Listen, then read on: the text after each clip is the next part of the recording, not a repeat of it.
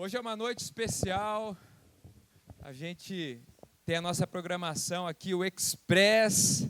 Para quem não sabe, o Express é uma programação onde a gente convida 3 jovens para ministrarem a palavra. São palavras curtas, 15 minutos cada uma. E hoje nós temos jovens aí que pela primeira vez vão estar aqui. Um já pregou, já está experiente. Os outros 2 é a primeira vez. Alguns perguntam, pastor, como é que eu faço para pregar no Express? O que eu preciso fazer? Olha, primeiro eu preciso saber que você quer pregar. Então fala para mim, me procura, fala, pastor, tenho o desejo de pregar. E aí eu vou te passar algumas orientações, você prepara uma mensagem, a gente vai lapidando juntos, tá bom? A maioria dos jovens que pregam aqui são jovens que me pararam no corredor ali e expressaram o desejo de estar aqui. Poucos são que a gente convida de fato, de vez em quando a gente convida um ou outro, mas a maioria realmente são jovens que se disponibilizaram. Não tem como eu descobrir que você quer pregar, você precisa vir falar. Então nos procure, é o maior prazer, uma alegria aqui ver os nossos jovens compartilhando aquilo que Deus tem feito. Eu quero chamar primeiro aqui o Anderson, chega para cá. Primeira vez aí no Express. Chega para cá, chega para cá. Eita! Quero chamar o Will, chega para cá, Will. Aê!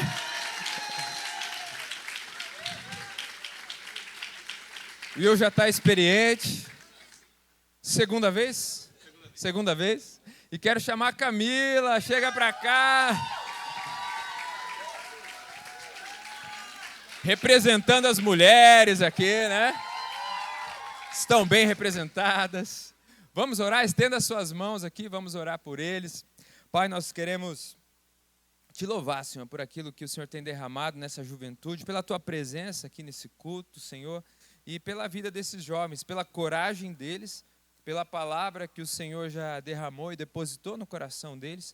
E agora, Espírito Santo, toma a vida deles, que eles sejam boca de Deus, traz à boca aquilo que está no coração, aquilo que o Senhor já colocou e plantou ali, que eles possam pregar com ousadia, com sensibilidade a sua santa palavra, Senhor, e que essa palavra toque corações aqui nessa noite. Abençoa a vida do Anderson, abençoa a vida do Will, abençoa a Camila, Pai, e abençoa todos os jovens aqui reunidos nessa noite, Pai, a nossa oração, em nome de Jesus, amém. Amém?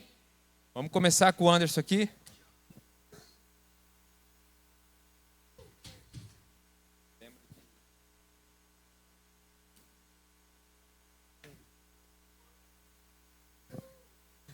Boa noite, boa noite. Bom, para quem não me conhece, fazer uma apresentação rápida, eu sou o Anderson, tenho 17 anos, estou no GA do Pedro Bus, uma bênção aquele GA. Enfim, eu queria pregar uma mensagem que vem queimando muito forte no meu coração, que é sobre o nosso chamado de imitar Cristo, né? O nosso objetivo principal, que é ser semelhante a Jesus. Bom, nas cartas de Paulo, em 1 Coríntios, capítulo 11, versículo 1, fala: sejam meus imitadores como eu sou imitador de Cristo. E também em Efésios 5, Paulo retrata muito isso, no começo ali, fala: portanto, sejam imitadores de Deus, como filhos amados, e vivam em amor, como também Cristo nos amou e se entregou por nós. Bom, a gente vive em uma era, em uma geração onde a gente é inundado por diversas informações, coisas muito rápidas, e às vezes a gente esquece do nosso principal, que é ser semelhante e apresentar a Cristo para as pessoas. Primeiro pelo exemplo, primeiro pela nossa vida, né? E Deus nos convida através da obra dele, que é a palavra, que nós devemos ser como ele. E a gente não fala que a gente está tentando ser como Jesus. A gente fala que a gente está tentando ser semelhante. A gente fala que a gente... calma aí. Aqui, perdão. A gente não está apenas tentando ser como Jesus, mas a gente está se tornando como Jesus. E essa pergunta que a gente deve fazer hoje, que é um reflexo talvez diário que a gente deve ter na nossa vida, que seria: será que hoje eu estou mais parecido com Jesus do que ontem? Bom, e eu não falo isso somente em palavra, não somente no que a gente fala, mas no mínimo da nossa atitude, no mínimo das coisas que a gente faz, no nosso domínio próprio, na nossa disciplina, se a gente consegue, e daí às vezes a gente olha e fala, mas será que é possível? E sim, porque Deus ele fez a gente a imagem e semelhança dele. E esse é um dos principais motivos que Satanás odeia tanto a gente. E ele quer tirar a glória de Deus da gente. Porque o ser humano ele sempre teve nos planos do Senhor. Nós sempre estivemos nos planos dele. E o diabo ele olhou e falou assim, eu vou ser semelhante ao Altíssimo. Mas Deus olhou e falou, farei o homem à minha imagem e semelhança. Ele enviou o filho dele, que veio como homem, que subiu aos céus e hoje intercede por nós diariamente. E a oração, falar com o Pai, te torna semelhante. E a gente deve manter algumas coisas, alguns costumes, a gente deve fazer com constância, manter a constância em algumas coisas, para a gente ser semelhante a Ele. Primeiro de tudo, que eu coloco aqui, é o amor. Em 1 João 4, do 7 ao 8, fala assim, amados, amemos uns aos outros, pois o amor procede de Deus. Aquele que ama é nascido de Deus e conhece a Deus. Quem não ama, não conhece a Deus, porque Deus é amor. Bom, o primeiro de tudo é o amor. E isso nos traz uma relação meio simbiótica, uma relação de causa e consequência, porque nós somos lembrados pelo que nós fazemos e não pelo que a gente é. Por isso que as pessoas às vezes olham, você comete algum erro, alguma coisa, a pessoa fala, ué, mas você não era cristão? Você não deixou de ser cristão nesse ponto. Você continua sendo cristão. Porém, nessa hora, a gente não reflete, porque as pessoas nos lembram pelo que a gente faz. Tanto que fala que nós amamos a Cristo porque Ele nos amou primeiro. Então, a gente deve demonstrar amor nos mínimos detalhes. Na palavra fala o seguinte, que é necessário a gente amar o próximo. Porque se alguém afirmar, eu amo a Deus, mas odiar o seu irmão, é mentiroso. Pois quem não ama o seu irmão, a quem vê, não pode amar a Deus, a quem não vê. Ele nos deu este mandamento. Quem ama a Deus também ame seu irmão. Em João 4, do 19 ao 21. Tem uma história muito engraçada que aconteceu comigo, que eu estou cursando psicologia de manhã na Unipar, e antes de eu ter um primeiro contato com a minha turma, eu olhei as pessoas, um lugar diferente, pessoas que eu nunca vi na vida, e eu já comecei, né? Eu falei, vixe, mas olha o tipo do ser humano ali. Eu já olhei aquela pessoa já meio entrona, tal, e daí você fala, cara, como é que eu vou conseguir me enturmar aqui? Como é que eu vou... Mas não é isso que nós devemos fazer. Porque a base é o amor. Ali eu não estava demonstrando amor pelas pessoas, eu estava cheio de preconceitos e coisas que não faziam sentido. E isso sai da base do evangelho, que é o amor. Que para eu me mostrar semelhante e demonstrar uma atitude de quem ama a Deus, eu deveria olhar para aquelas pessoas com um olhar de amor e mostrar a elas. O segundo tópico é o arrependimento. Um passo importante para se tornar semelhante a Cristo e imitar Ele é o arrependimento. Por exemplo, Davi. A gente cita muito Davi, que ele era o homem segundo o coração de Deus, e não porque ele não errava, mas porque quando ele errava, ele chegava e falava o seguinte, ele rasgava o coração, rasgava as vestes e falava, me perdoa, Senhor.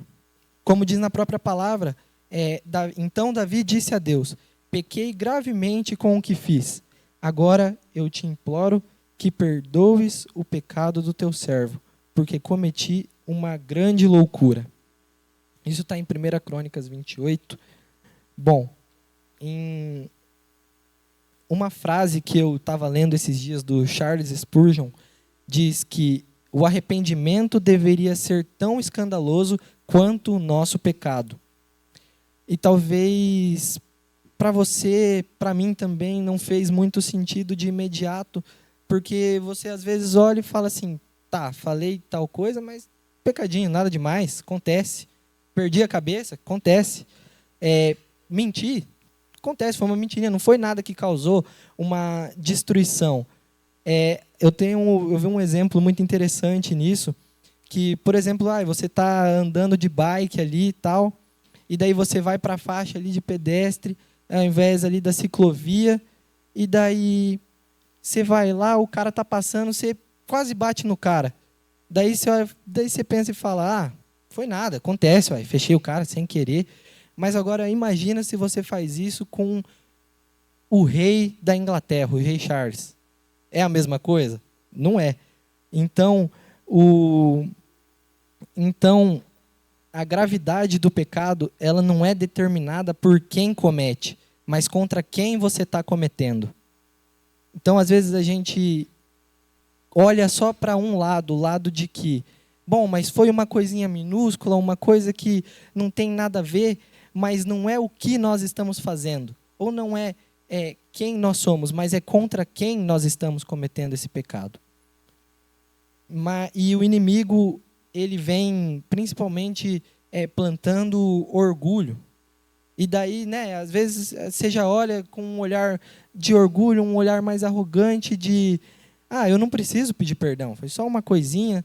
E daí você vai perdendo o senso do arrependimento, porque você não quer abrir mão do seu reino, da sua vontade, para que o reino de Deus haja. Porque o reino de Deus, ele nos confronta nisso, no nosso orgulho. Ele nos confronta no nosso senso de arrependimento, que nós devemos se arrepender e se arrepender verdadeiramente. E a terceira coisa, o terceiro tópico, é imitar a Cristo para ter um coração servidor, com prontidão. E tudo isso tem a ver com uma postura humilde, porque para honrar Ele é necessário isso, como fala na Bíblia. O maior entre vocês deverá ser servo. Em Mateus 23:11, fala o seguinte: chegaram então a Cafarnaum, quando ele estava em casa, perguntou-lhes: o que vocês estavam discutindo no caminho? Eles, porém, guardaram em silêncio, porque no caminho haviam discutido sobre quem era o maior. Sentando-se Jesus, então, chamou os 12 e disse: se alguém quiser ser o primeiro, será o último e servo de todos. E isso reflete muito bem como é o reino de Deus, que se você quer ser grande e reconhecido lá em cima, você tem que ser servo e humilde aqui. Você tem que contribuir para o reino e para a nossa igreja. Servir é importante, porque você chega e fala, e a cultura da nossa igreja, vou voltar um pouquinho. A cultura da nossa igreja é uma cultura servidora. A gente não é formado para ser crente de banco. Porque às vezes a gente olha e fala, poxa, eu não vou servir aqui não, tal. Eu vou ficar só assistindo aqui do banco mesmo. Mas toma cuidado que um dia ele vai voltar e daí você também vai ficar no banco assistindo.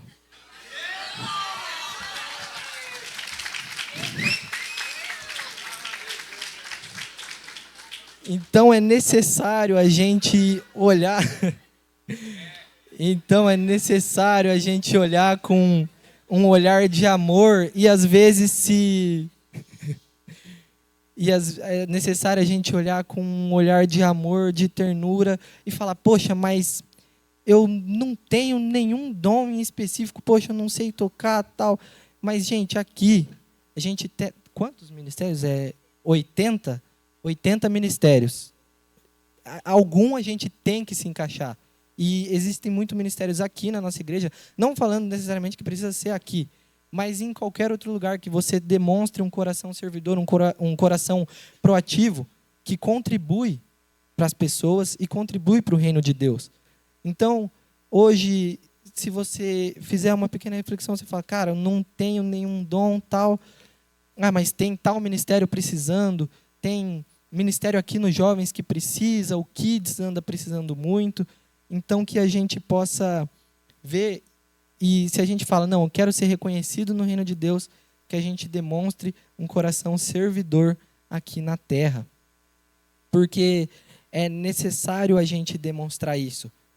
E que elas vejam o quão feliz, o quão grato nós somos em servir a Deus.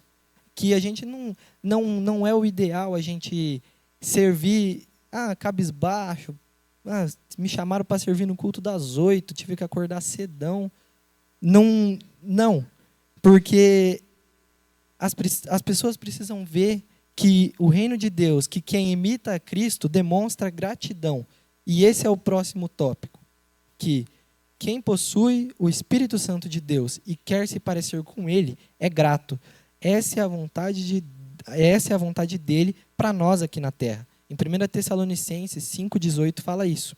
E isso é seguir o próprio exemplo de Jesus aqui na terra. A gente vê nos mínimos detalhes e principalmente em alguns milagres, ele sempre dava graças, mesmo no pouco. Por exemplo, quando entregaram para ele, os 5 pães, 2 peixinhos, pouca coisa, ele tomou, partiu e deu graças. Ele agradeceu, ele foi fiel.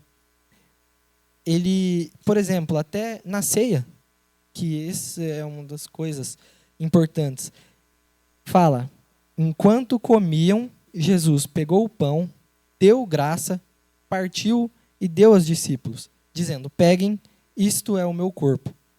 Bom, dar graça em qualquer circunstância é exercitar uma semelhança com Cristo que talvez seja muito difícil para a gente. Pelo menos para mim, é muito complicado, porque a gente às vezes sempre olha o que falta e não o que sobra. Porque em Mateus 6,33 fala, busque, pois, em primeiro lugar o reino de Deus e a sua justiça, e as demais coisas lhes serão acrescentadas. Então, a gente fica preocupado com o que vestir, o que comer, ou ali está faltando alguma coisa, tal. E a gente não olha que a gente acordou com saúde, a gente acordou bem, a gente acordou vivo, a gente tem mais uma oportunidade. Eu quero mudar essa minha visão, quero começar a ver o dia como uma oportunidade de ser mais semelhante. E não menos um dia, e sim mais um dia de demonstrar que eu sou semelhante a Cristo e mostrar quem eu sirvo. Em Mateus 26 fala sobre isso, que dar a graça em qualquer circunstância é exercitar a gratidão, é dar lugar para a provisão do Pai e falar assim, Pai, tá difícil, hoje ruim, faculdade, o trabalho, o trânsito, o meu dia foi complicado, mas eu te agradeço. E a gratidão faz parte do plano de Deus. Em Mateus capítulo 11, Jesus prega na Galileia. Naquela ocasião, Jesus disse, eu te louvo, Pai, Senhor do céu e da terra, porque escondeste essas coisas dos sábios e cultos e as revelaste aos simples. Então, o evangelho é um motivo de gratidão. Em Mateus 11, 25, que foi o versículo que eu acabei de ler, é uma da parte do sermão que Jesus estava dando para a multidão na Galileia. E isso me chamou muita atenção, porque é uma coisa que às vezes a gente prega tanto, e a gente deve pregar, que é o evangelho, mas às vezes a gente olha e não agradece por a gente ter esse material em mão, a gente ter uma Bíblia, a gente ter pessoas dispostas a servir. Tem o ministério de evangelismo, uma maravilha, uma coisa maravilhosa, que são jovens se levantando e saindo de suas casas para pregar o evangelho. E nós somos gratos, nós devemos ser gratos por isso. Para ser semelhante a Cristo, nós devemos demonstrar gratidão. E o Pai tem uma bênção nisso. O Pai, ele abençoa quem é grato. Aquele que me oferece gratidão como sacrifício é o que me honra. Ao que anda nos meus caminhos, eu mostrarei a salvação de Deus. É isso que está na palavra dele. E isso é importante para a gente. Demonstrar gratidão é um ponto fundamental para todo mundo que quer se parecer com Cristo. Deixa eu colocar para eu poder ver aqui rapidinho. Agora, para finalizar. Gente, eu não consigo chegar lá no fundo. Enfim, para finalizar, nós devemos evangelizar e buscar o poder de Cristo cada vez mais. Quem conhece a Cristo e quer ser um imitador dele, a gente não pode ficar parado. Nós não podemos deixar de apresentar a Deus para as pessoas que ainda não conhecem. A gente não pode deixar de evangelizar e falar, cara, eu conheço um amor que me salvou e pode te salvar também. E as pessoas mesmo às vezes olham e falam, cara, que pessoa é aquela? Cara esquisito, ele vem feliz, o dia está chovendo e tal. E daí vai lá, mas de onde vem essa felicidade? De onde vem essa força? Você fala, minha força vem do Senhor, a alegria dele. Ele me renova a cada manhã. Então, a gente deve orar por elas com fé, porque Ele vai fazer a obra dele. E isso o próprio Senhor nos ordenou. Ele fala, pois assim o Senhor nos ordenou. Eu fiz de você uma luz para os gentios, para que você leve a salvação até os confins da terra. Atos 13:47 fala isso. Porque essa é a salvação que traz a vida eterna. Imitar Jesus é o meio de vivermos uma vida com Ele. E essa é a nossa grande comissão, que é prosseguir para o alvo, a fim de ganhar o prêmio do chamado celestial de Deus em Cristo Jesus. Então, orar, sem cessar, jejuar dia e noite, é reconhecer quem o Pai é, enquanto a gente espera ansiosamente a volta dele. E eu acredito que seria isso. É isso que eu queria trazer para vocês.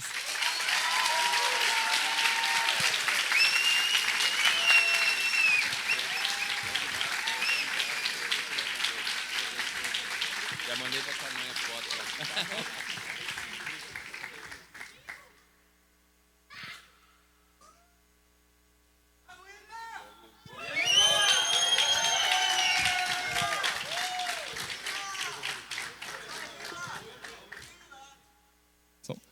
Bom, para quem não me conhece, sou o Will, sou do GA do Henrique, tenho 20 anos. E, bom, galera, vou ter que ser bem rápido porque a palavra é muito longa.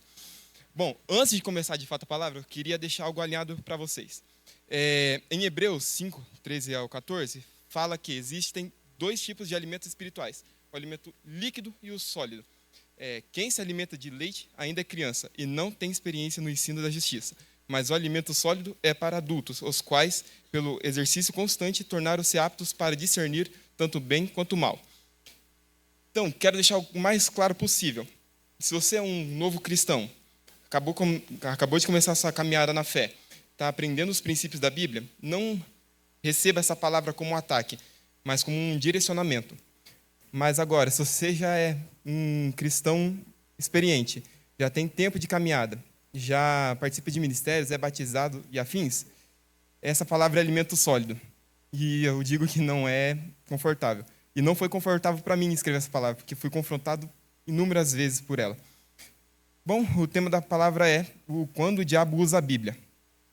Em Mateus 4, 6, 7 fala, se você é filho de Deus, jogue-se daqui para debaixo, pois está escrito, ele dará ordens aos seus anjos e ao seu respeito, e com as mãos eles o segurarão, para que você não tropece em alguma pedra. Jesus respondeu, também está escrito, não ponha à prova o Senhor, o seu Deus. O texto que o diabo usa em Mateus é Salmos 91, 11 ao 12.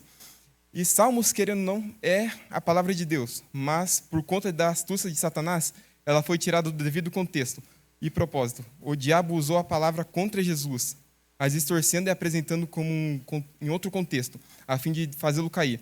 Tática muito usada pelos falsos profetas, que a transformam em desculpa para desobediência e imprudência.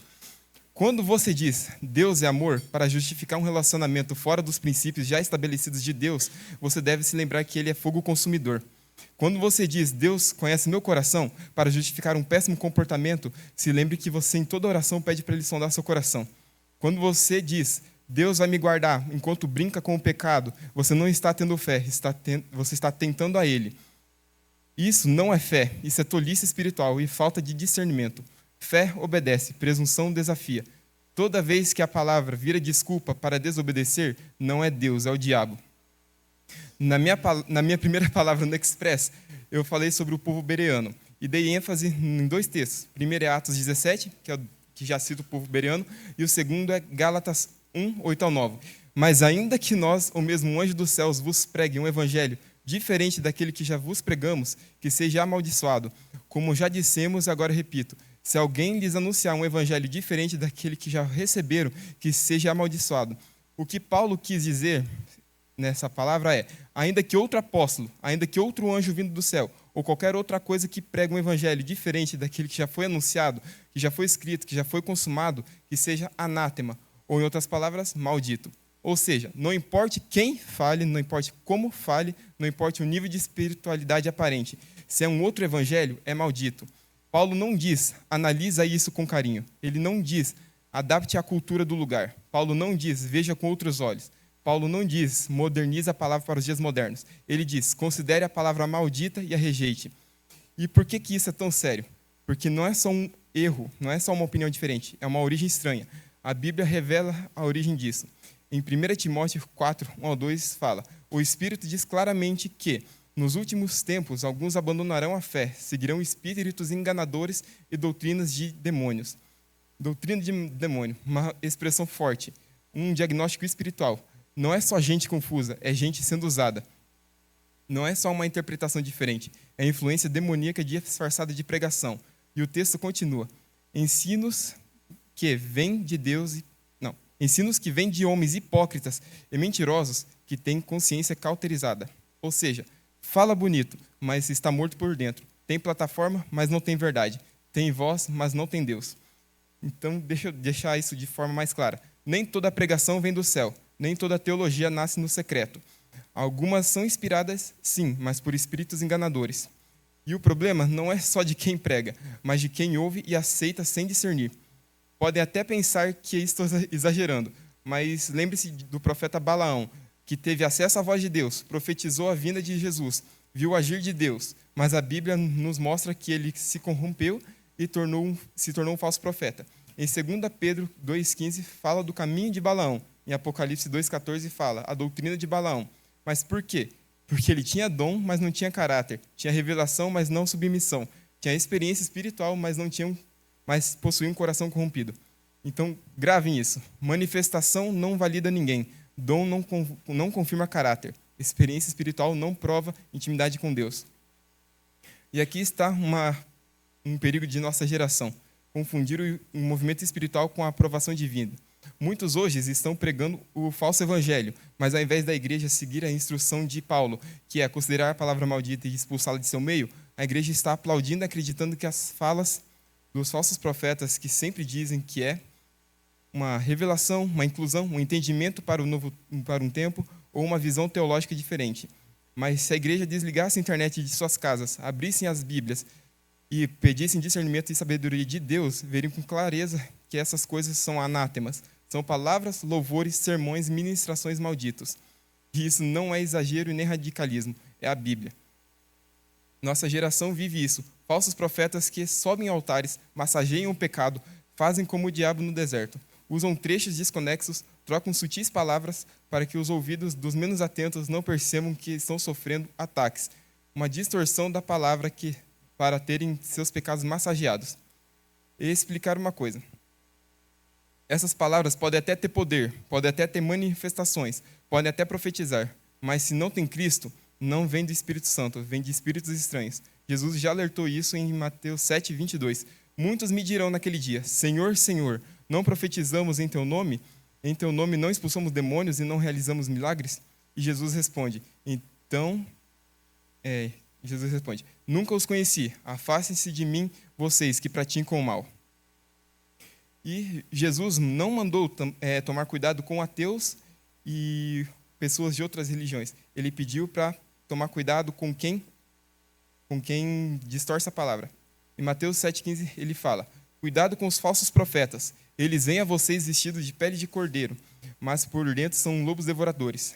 Preste atenção, falsos profetas vêm de fora, não vêm de fora, eles surgem de dentro. Eles vêm vestidos de maneira mansa. O lobo não chega rosnando, ele chega pregando. Ele não chega negando a Jesus, ele chega falando de Jesus. Ele não chega atacando a Bíblia, ele chega citando o versículo. E é aí que mora o perigo. No começo, ele de fato pode estar pregando o verdadeiro evangelho, mas aos poucos ele vai mostrando suas presas, seja por falta de caráter, seja por distorcer o evangelho. E Mateus continua em Mateus 7,16. Por seus frutos os conhecerão. Não é pelos dons, não é pelos seguidores nas redes sociais, não é pelo carisma, e nem pela eloquência, é pelos frutos. Fruto não é palco, fruto não é caráter. Fruto é performance espiritual. Fruto é vida no secreto. Fruto é manifestação pública. Fruto não é transformação diária. Fruto é pregar a verdadeira palavra e pescar homens. Fruto é amor ao próximo. Mateus 24 diz: porque surgirão falsos profetas e falsos cristos e farão grandes sinais e prodígios, que, se for possível, enganarão até os escolhidos. Eles vão ter sinais e vão ser prodígios. Eles farão até coisas sobrenaturais acontecer. Mas se não tem o poder de Deus, se não tem o poder de Deus, é poder do diabo. A nossa geração é fascinada por experiências que arrepiam. E isso já falam que é presença, que se emociona, já chamam de unção. Mas emoção não é discernimento. Em 2 Pedro 2,1 fala: no passado surgiram falsos profetas. No passado surgiram falsos profetas no meio do povo, como também surgirão entre vocês falsos profetas. Eles introduzirão secretamente heresias destruidoras, chegando a negar o soberano que os resgatou, trazendo sobre si a mesma repentina destruição. Atente-se, ele disse secretamente introduzirá heresias. Não será de uma vez, porque senão será muito perceptível. Primeiro eles vão tirar a palavra pecado, depois tirar a palavra arrependimento, por fim, cruz. Quando se dá conta, percebe que já não é mais o evangelho bíblico. Isso se conseguirem perceber que é o evangelho, um evangelho distorcido. E a igreja, infelizmente, sofre hoje 2 perigos: a perseguição em países que detestam o evangelho e a corrupção interna. Já não é mais o mundo tentando destruir a igreja em si, mas sim a igreja tentando agradar ao mundo. E quando o púlpito vira palco para massagear o pecado, ao invés de confrontar, quando o púlpito deixa de confrontar o pecado, mas começa a confortá-lo, ele deixa de ser púlpito e vira palco. E aqui está o meu ponto central. O diabo, no deserto, usou a palavra para empurrar Jesus ao precipício. Hoje, muitos usam a palavra para empurrar os eleitos para o abismo. Mas, de fato, o problema em si não é só o falso profeta, mas também é o fato da igreja não examinar a Bíblia. E a Bíblia não manda você aceitar tudo, manda você examinar. Amados, não creiam em qualquer espírito, mas examine os espíritos, para ver se eles procedem de Deus. Porque muitos falsos profetas têm saído pelo mundo. 1 João 4,1. Percebe? A palavra não fala para sermos ignorantes e ingênuos. Ela diz, examine. E novamente volta a falar dos bereanos. Os bereanos eram mais nobres que os tessalonicenses, pois receberam a mensagem com grande interesse, examinando todos os dias as Escrituras, para ver se tudo era assim mesmo. Atos 17:11. Eles ouviram Paulo, mas primeiro foram conferir. Eles não falaram, é um apóstolo, então está tudo bem. Eles pegaram as suas Escrituras e começaram a analisá-las e estudá-las, só então para aceitarem. Na nossa geração, ao contrário, escutamos um corte de 30 segundos, vemos um reel de 1 minuto, ouvimos umas frases bonitas, uma música com uma boa melodia e já achamos que é de Deus, mas não conferimos isso na Bíblia. Não oramos, não examinamos. Se você não conhece a palavra de Deus, está indefeso, está propenso a ser enganado. Jesus venceu o diabo dizendo, está escrito, mas como nós vamos dizer está escrito se não sabemos o que está escrito? Por falta de leitura da Bíblia. A Bíblia é a nossa espada, como dito em Efésios. Mas se ela estiver guardada nas nossas mochilas, se torna inútil. E depois, essas pessoas, e nós, quando ficamos confusos, nos perguntamos, por que estamos confusos? E a resposta é, falta de fundamento. E bom, se você não entendeu, eu vou repetir de uma maneira mais dura. O diabo, Satanás, a serpente, o dragão, O leão que ruge a nosso derredor, bradando como leão, procurando quem possa devorar. Sabe todos os versículos da Bíblia e todos os capítulos da Bíblia. Sabe desde Gênesis 1:1 até Apocalipse 22:21. Ele sabe desde a promessa abraâmica até as profecias da vinda messiânica. O inimigo de nossas almas sabe como Jesus nasceu, viveu, morreu, ressuscitou e sabe como ele vai voltar no toque das trombetas. Mas eu pergunto, e nós, os eleitos, os cordeiros de Jesus, os que dizem serem conhecedores da palavra, estamos de fato afiados nas Escrituras ou estamos nos permitindo ser enganados? Discernimento não é dom místico. Discernimento nasce no confronto constante entre o que eu ouço e o que a Escritura diz. Discernimento se trata de questionar não a palavra de Deus, mas a palavra dos homens que dizem que é a palavra de Deus. E gostaria de finalizar dizendo que, se essa palavra de alguma forma te confrontou, não receba ela como um ataque em si, mas receba ela como um alinhamento. Ainda dá tempo para voltar para a palavra, dá tempo para parar de consumir coisas sem base bíblica, ainda dá tempo de voltar para a verdade, e a verdade é Jesus. João 14,6. Eu sou o caminho, a verdade e a vida. Ninguém vem ao Pai a não ser por mim.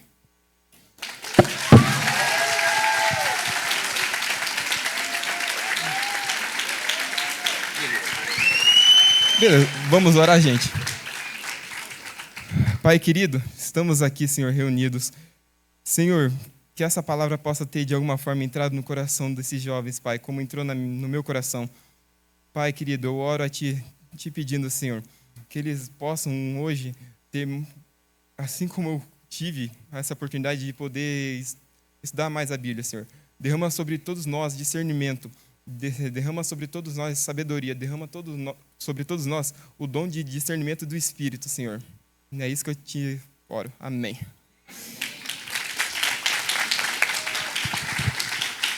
Valeu, irmão. Valeu. Depois você manda no grupo lá esse esboço aí, né? Manda no grupo esse esboço aí. O homem leu na velocidade 2 aqui, né? Parece o Jonathan Edwards. Jonathan Edwards lia os sermões também. Boa noite. Eu sou a Camila. Eu sirvo no GA junto com a Rafa, na intercessão também. E estou finalizando minha estadia no Connect agora. Mas hoje, antes de subir aqui, eu estava conversando com as meninas. Acho que todo esse tempo no Connect estava me preparando para começar a exercer um chamado que Deus tem sobre a minha vida. É difícil falar sobre isso. Pode colocar o título da mensagem, por favor?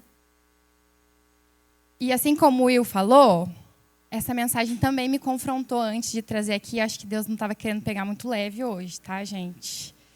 E aí, antes de começar a falar com vocês, eu queria que vocês examinassem o que vocês têm feito e se vocês conseguissem olhar no dia a dia de vocês, se uma pessoa lá de fora vê a vida que vocês estão levando, se elas conseguem entender onde que está o coração de vocês. E aí, eu queria contar uma história. Pode passar o slide. Que aconteceu esses dias atrás. Desde que eu me converti, na verdade, Deus tem alinhado meu coração e mostrado que eu preciso estar menos apegada com as coisas daqui e mais apegada com as coisas da eternidade. E vira e mexe, isso volta a martelar na minha cabeça e eu começo a orar de novo. Senhor, alinha meu coração, eu não quero ficar apegada nas coisas daqui, eu quero estar mais disposta a viver o que o Senhor tem para mim, não só aqui, mas depois, no céu. E aí, nos últimos 2 meses, eu tenho orado isso assim com mais frequência, sabe? E aí eu perdi um anel, meu anel favorito, da Vivara. E aí, eu fiquei irada, gente. É assim uma luta para mim, meu temperamento é algo assim que eu oro também para Deus mudar, e ele já mudou bastante, mas eu fiquei muito brava quando isso aconteceu. Mas eu não tinha entendido ainda que isso era por conta da minha oração, né? Aí depois eu falei, tá, Senhor, entendi. Beleza, né? Porque quando isso aconteceu, eu falei, eu vou comprar outro. Vou lá e vou comprar um igual. E o Senhor falou, não vai não. E aí, gente, eu falei, tá, entendi. Beleza, eu precisava dessa. Aí, eu quero ler com vocês, lá em Mateus 6, do versículo 19 ao 21, que está escrito assim: Não acumulem tesouros sobre a terra, onde as traças e a ferrugem corroem, e onde ladrões escavam e roubam. Mas ajuntem tesouros no céu, onde as traças e a ferrugem não corroem, e onde ladrões não escavam, nem roubam, porque onde estiver o seu tesouro, aí estará também o seu coração. Esse versículo, ele é um versículo assim que realmente ele confronta a gente, e é algo assim que, como eu falei, Deus tem trabalhado muito no meu secreto, porque muitas vezes a gente fica muito apegado às coisas daqui. Até, eu acho que eu compartilhei com a Amanda semana passada. Por que se a gente sabe que a gente não vai ficar aqui, por que a gente vive como se fosse? Porque o tempo todo parece que a gente está preocupada lá com o que está acontecendo nas coisas lá fora, e não que a gente não tenha que se preocupar, a gente tem que sim querer ter um futuro, almejar, ter coisas para a glória de Deus, não para a minha satisfação própria. Então, eu acho que vocês podem ir passando um pouco mais rápido os slides, porque senão eu vou me perder. Eu fico nervosa, gente, desculpa. Então, o que eu queria falar com vocês é sobre a facilidade que a gente tem em idolatrar coisas. Porque muitas vezes a gente está num relacionamento confortável, às vezes a gente idolatra as pessoas da nossa casa. Teve vários momentos assim da minha caminhada com Deus que eu percebi que eu idolatrava a minha mãe. E não é fácil a gente olhar com esses olhos. Assim como eu trouxe a história do anel para vocês, às vezes a gente vai estar vivendo uma vida confortável e quando a gente se depara, o nosso coração é um coração idólatra. A gente nasceu no pecado. Então, a gente tem facilidade a estar inclinado a isso. Então, às vezes eu posso estar idolatrando um relacionamento que eu já entendi que Deus já me falou que é para entregar. Às vezes eu posso estar idolatrando alguma amizade, alguma pessoa da igreja, algum líder. Não sei, sabe? Que vocês possam olhar para o coração de vocês e entender o que Deus já pediu para vocês entregar e às vezes você está segurando com a força do seu braço. Porque quando Deus ele nos dá um direcionamento de entregar algo, não é porque Ele precisa daquilo, mas Ele quer entender o que é mais importante na sua vida. Porque muitas vezes a gente coloca as coisas na frente de Deus. E faz mais ou menos um ano que Deus tem falado algo muito forte no meu coração. Eu não sei como é para os meninos, mas as meninas têm um sonho de casar. E Deus falou muito claro comigo que se isso fosse ocupar o lugar dele no meu coração, ele não ia me dar. E vocês pensam o tanto que isso foi confortável de ouvir. E gente, foi assim uma virada muito grande, porque eu comecei a olhar para o Senhor e falar, não, Deus, realmente, isso aqui, se eu estivesse ganhando agora, ia ocupar um lugar que é seu. E eu não quero que nada ocupe o seu lugar. Então, que a gente possa olhar para as coisas que a gente tem e perceber o que está ocupando o tempo, que às vezes era para ser o tempo de Deus, o tempo com o Senhor, lá do nosso secreto. Às vezes é a rede social. Quando eu comecei a trabalhar com a internet, eu não tinha tanta noção do tanto que aquilo ali roubava o meu tempo. E às vezes eu vou olhar o tanto de tempo de tela que eu tenho e eu fico assustada, porque eu trabalho com aquilo e aí acaba ocupando muito tempo do meu dia. E aí eu comecei a tentar tirar. E quanto mais a gente tenta tirar, mais a gente sente falta, porque a gente está acostumado com aquilo. A gente vai vivendo num looping eterno de rolar feed, de rolar reels, e quando vê, você já passou um tempo que você podia estar lá ajoelhado, estar lá entregando algo a mais para o Senhor. Esses dias eu estava falando com as meninas no GA, que vai passando um tempo, parece que a gente vai perdendo o hábito de orar ajoelhado, e não que o Senhor precise daquilo, mas é a gente que precisa. E esses tempos atrás eu estava tendo um pouco de problema assim para dormir, e aí eu não sei como que veio na minha cabeça, mas eu fui pesquisar sobre, e o orar ajoelhado antes de dormir, a posição de você ficar de joelhos, ele faz com que o nosso lobo frontal, eu acho que a galera da medicina vai saber mais que eu, mas ele faz algo ali alinhar para que a gente tenha um relaxamento. Então, quanto isso é poderoso, tão poderoso que a ciência tem se rendido a isso. Antes a ciência não olhava para a Bíblia como algo que realmente era relevante. E hoje a gente está tendo isso sendo falado por cientistas. Então vocês acham que vai demorar quanto para Jesus voltar? Para que ele esteja com a gente aqui de volta, sabe? Então a gente precisa ter esse senso de urgência, sabe? E aí lá em Jeremias, no capítulo 17, no versículo 9, está escrito assim: enganoso é o coração, mais do que todas as coisas, e desesperadamente corrupto. Quem poderá entendê-lo? Então, isso é muito forte, sabe? Porque muitas vezes a gente fica... Eu já ouvi muitas vezes falando, ouve seu coração. Quem nunca ouviu falar isso, né? Gente, se eu fosse ouvir meu coração, meu Deus do céu, socorro. Pode passar. Então, qual tem sido a minha motivação? Será que eu estou sendo motivada por likes lá no Instagram? Será que eu estou sendo motivada por dinheiro?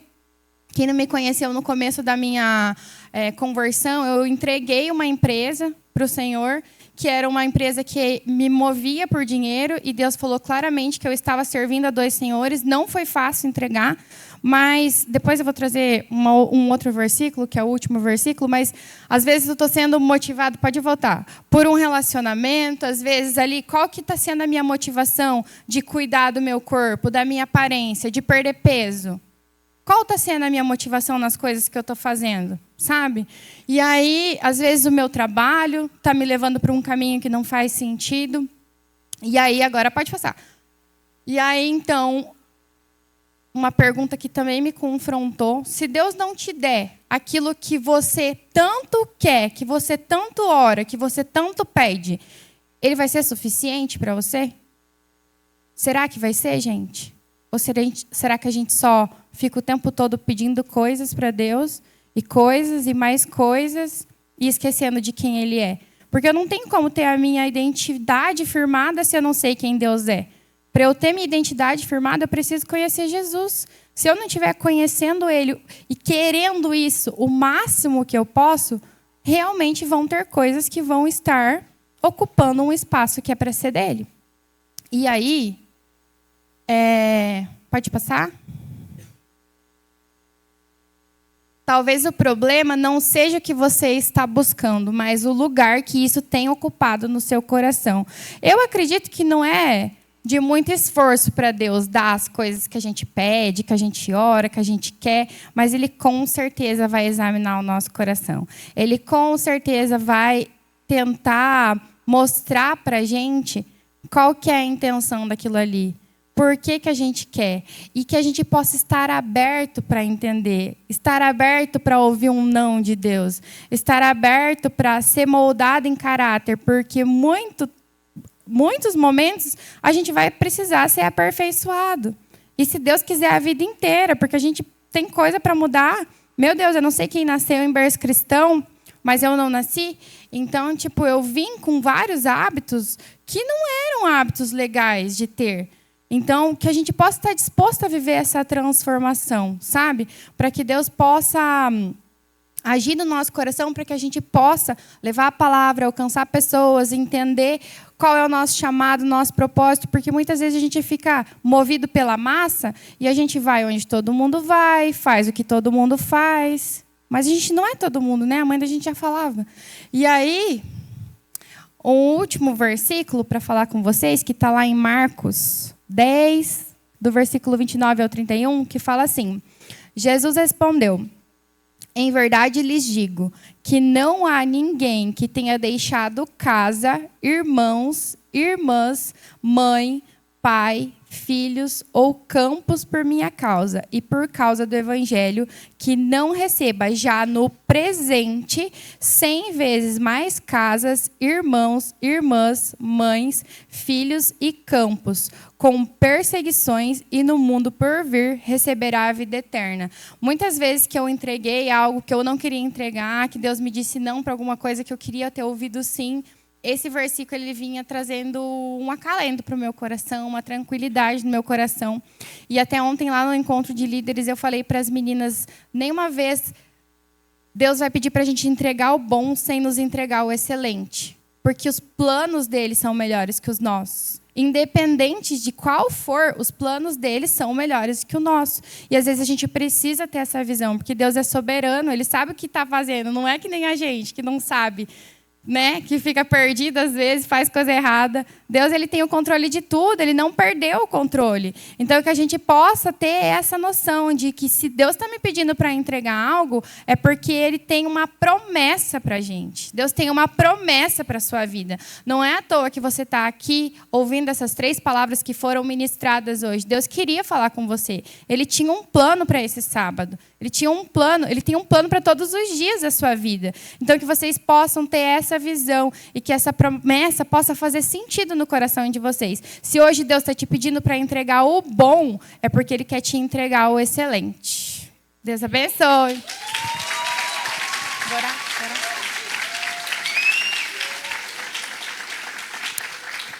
Eu vou orar com vocês, tá? Paizinho querido, Deus, muito obrigada, Senhor. Obrigada por essa palavra. Obrigada porque o Senhor nos vem trazendo aos nossos corações coisas que a gente precisa mudar, moldar, entregar. Que o Senhor possa cada vez mais alinhar os nossos pensamentos, as nossas motivações, os nossos corações, que seja tudo para a honra e glória do Seu nome, Deus, que a gente possa cada vez mais estar entregando tudo a Ti, Jesus, que nós possamos nos desvencilhar da idolatria, que o Senhor possa trazer discernimento do que precisamos fazer hoje ainda, amanhã, com a nossa família, lá na faculdade, no nosso trabalho, que o Senhor tem pedido para a gente entregar, que a gente está relutando, que o Senhor dê discernimento, Pai, aos nossos corações, para que a gente possa entender os sims e os nãos, Pai, que a gente possa estar cada vez mais alinhados com o céu. É isso que eu te oro, te agradeço, em nome de Jesus. Amém.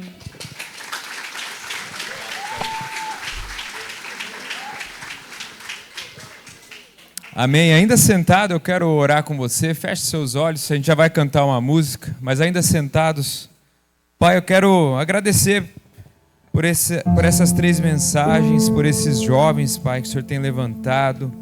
Quero agradecer pela vida do Anderson, Pai, essa palavra que veio de encontro ao nosso coração, sobre sermos semelhantes a Cristo, sobre sermos imitadores de Cristo. Senhor, nos ajuda a ser mais parecidos contigo a cada dia, que essa palavra frutifique em cada coração aqui, Pai. Palavra do Will também sobre nós termos diligência e nos aprofundarmos mais na sua palavra, na aplicação dela na nossa vida, como os bereanos assim fizeram, ó Pai. Que nós tomemos cuidado com os falsos ensinos, os falsos profetas, com aquilo que está sendo muitas vezes semeado e tão acessível nas redes sociais. Pai, nos dá um coração realmente apaixonado pelas Escrituras, que nós possamos mergulhar mais fundo, essa seja uma juventude que ama as Escrituras, Senhor, uma juventude apaixonada e engajada com a palavra, que não é levada, Senhor, por conselhos errados, que não é levado por modismos, por sofismas, Pai, mas uma juventude alicerçada, enraizada nas Escrituras. E essa palavra da Camila, que o Senhor usou a vida dela, que nós agradecemos também, Pai, eu sei que o Senhor trouxe um acalento aos corações através dessa palavra, Senhor, que os jovens tenham um coração firmado em Cristo, que eles não sejam levados pelos impulsos, pelos sentimentos, mas sempre com esse entendimento, como a Camila trouxe tão bem aqui, que quando nós entregamos aquilo que nós achamos ser tão bom e que às vezes é tão difícil de entregar, o Senhor tem algo muito melhor e mais excelente, porque os seus caminhos são mais altos e melhores do que os nossos, Pai. Então abençoa essa geração, abençoa essa juventude. Nós agradecemos por essas palavras, pela vida deles. Já oramos que o Senhor levante para o próximo Express pregadores, que o Senhor já coloque uma palavra no coração de jovens aqui, Pai. Já vai colocando agora, o Senhor já está falando agora a respeito daquilo que o Senhor quer entregar numa data que a gente ainda nem sabe, mas o Senhor já está preparando agora, depositando uma palavra na vida de jovens aqui, ó Pai. Levanta aqui cada vez mais pregadores, evangelistas, pastores, líderes, ó Pai, que vão servir esta e as próximas gerações. Nós te agradecemos em nome de Jesus. Amém.